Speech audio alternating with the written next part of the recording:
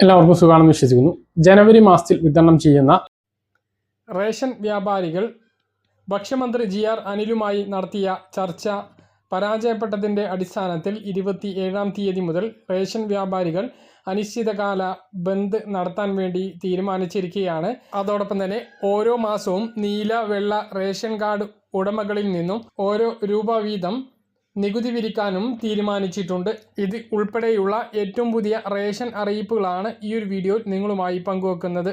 വീഡിയോയുടെ വിശദാംശങ്ങളിലേക്ക് കടക്കുന്നതിന് മുമ്പ് കൂടുതൽ ആളുകളിലേക്ക് ഇൻഫർമേഷൻ എത്താൻ ഷെയർ ചെയ്യുക, ലൈക്ക് ചെയ്യുക, ഫേസ്ബുക്കിലൂടെ കാണുന്ന ആളുകൾ ഫോളോ ചെയ്യുക. വീഡിയോയുടെ വിശദമായ വിവരങ്ങളിലേക്ക് വരാം. മുൻഗണനേതര വിഭാഗമായ നീല വെള്ള റേഷൻ കാർഡ് ഉടമകളിൽ നിന്നും റേഷന് പ്രതിമാസം 1 രൂപ സെസ് പിരിക്കാൻ ധനവകുപ്പിൻ്റെ അനുമതി. ഇതേ തുടർന്ന് ഏപ്രിൽ മാസം മുതൽ സെസ് പിരിച്ചു തുടങ്ങും. റേഷൻ വ്യാപാരി ക്ഷേമ ബോർഡിന്റെ വരുമാനം വർദ്ധിപ്പിക്കുന്നത് ലക്ഷ്യമിട്ടാണ് വെൽഫെയർ ഫണ്ട് സെസ് ഇനത്തിൽ 1 രൂപ വീതം ഈടാക്കുക. ഇത് സംബന്ധിച്ച് ഭക്ഷ്യ പൊതുവിതരണ കമ്മീഷണറുടെ റിപ്പോർട്ട് ഭക്ഷ്യവകുപ്പ് കഴിഞ്ഞ ജൂണിൽ അംഗീകരിച്ചിരുന്നു.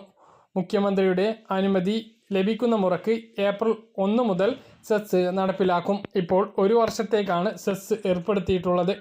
24 വർഷമായി റേഷൻ വ്യാപാരി ക്ഷേമനിധി ബോർഡിലേക്ക് 1 രൂപ പോലും വിഹിതമായി സർക്കാർ നൽകിയിട്ടില്ല. പകരം 14,161 വ്യാപാരികളിൽ നിന്നും 200 രൂപ വീതം ബോർഡിലേക്ക് ഈടാക്കുന്നുണ്ട്. ക്ഷേമനിധി അംഗങ്ങളായിട്ടുള്ള വ്യാപാരികൾക്ക് പെൻഷനായി 1,500 രൂപയും മാരക രോഗം വന്നാൽ ഒരു തവണ പരമാവധി 25,000 രൂപയുമാണ് സർക്കാർ നൽകുന്നത്. 1,564 വ്യാപാരികളാണ് നിലവിൽ പെൻഷൻ കൈപ്പറ്റുന്നത്.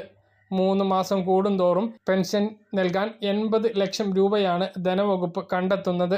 ചികിത്സാ സഹായത്തിനായി 23 ലക്ഷം രൂപയും സർക്കാർ നൽകുന്നുണ്ട്. പ്രതിസന്ധി തുടർന്ന് പെൻഷനും ചികിത്സാ സഹായവും മുടങ്ങിയതോടെ ക്ഷേമ ബോർഡിലേക്ക് ഇനി മുതൽ പണമടക്കില്ല എന്ന് വ്യാപാരികൾ കത്ത് നൽകിയിരുന്നു. തിങ്കളാഴ്ച ഭക്ഷ്യമന്ത്രിയുമായി ചർച്ച നടത്തി വിഷയം സംഘടനാ നേതാക്കൾ ഉന്നയിച്ചതോടെയാണ് സെസ് നടപടിയെടുക്കാം എന്ന് മന്ത്രി അറിയിച്ചത്. സംസ്ഥാനത്ത് നിരവധി ക്ഷേമ ബോർഡുകളുണ്ട്. ഈ ക്ഷേമ ബോർഡുകളിൽ അംഗങ്ങളായിട്ടുള്ളവർ നിശ്ചിത അംശാദായം അടക്കണം. അത്രയും തുക സർക്കാർ അടക്കും എന്നാണ് വാഗ്ദാനം. എന്നാൽ ഈ ഒരു തുക സർക്കാർ അടക്കാതെ അതിൻ്റെ ഭാരം സാധാരണക്കാരായ റേഷൻ കാർഡ് ഉടമകളുടെ തലയിൽ കെട്ടിവെക്കുകയാണ്.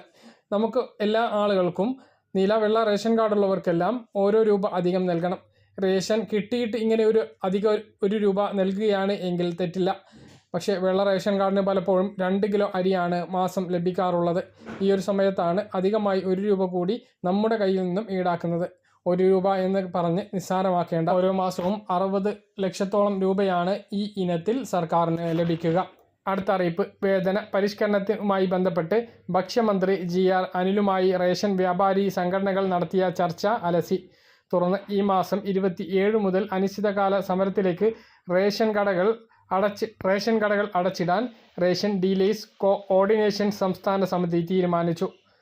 ഭരണപക്ഷ റേഷൻ വ്യാപാര സംഘടനകളായ Kerala ration employees union CITU, Kerala ration employees federation AITUC എന്നിവർ സമരത്തിൽ പങ്കാളികളാകും എന്നും കേരള ഡിവിഷൻ സംസ്ഥാന committee general convener Johnny Nellore അറിയിച്ചു. അപ്പോൾ ഇന്നലെ നടന്ന ചർച്ച പരാജയപ്പെട്ടതിനെ തുടർന്ന് 27-ാം തീയതി മുതൽ റേഷൻ കടകൾ അനിശ്ചിതകാലത്തേക്ക് അടച്ചിടുകയാണ്.